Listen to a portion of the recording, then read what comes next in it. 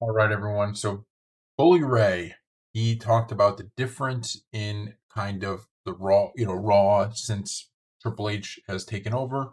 This is what he said on his show. Raw had become extremely cookie cutter. It had become a very paint by number show, cookie cutter.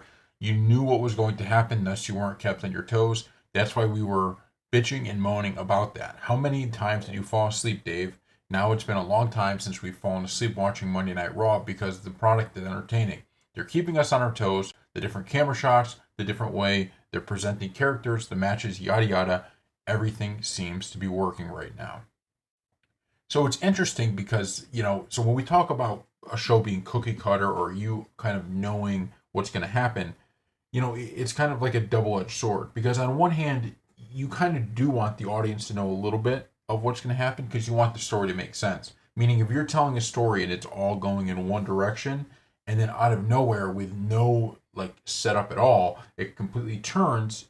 Sure, you're getting shock out of that, but people may view that as, well, that doesn't even make sense. Well, where did that come from? But the way Triple H has been doing it is it's more, if you're paying attention, you can figure some things out, right? So, for instance, the Liv Morgan, Rhea Ripley, feud, right? So we saw this. We've covered this for months. We were saying 4 months that this was going to happen, that the turn was going to happen, and yet when it did happen, it was as shocking and as great, as exciting. Put any adjective you want, positive adjective, put anyone you want next to it, it would make sense because the story was told well. So for people who are just kind of just watching the shows and aren't really reading any of the online stuff or listening to YouTube, they were certainly shocked. They might not have seen that coming.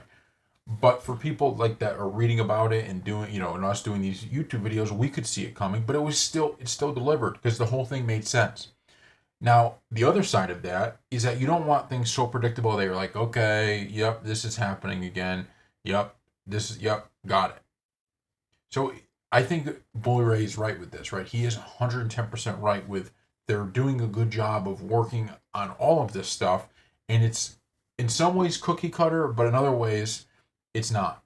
Because, and here's another point.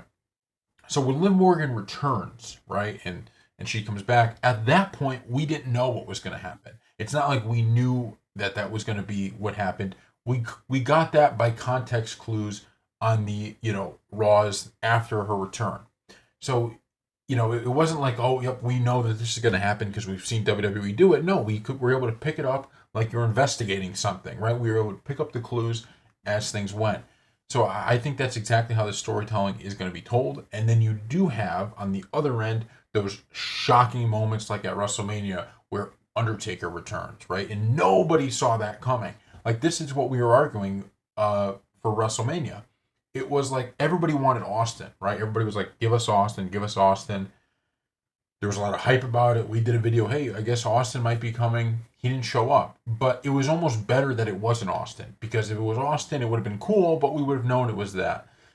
Undertaker to me was better because we had no clue that it was going to be Undertaker. Like hearing that music and him being in the ring was not something that before the show I even considered for a second.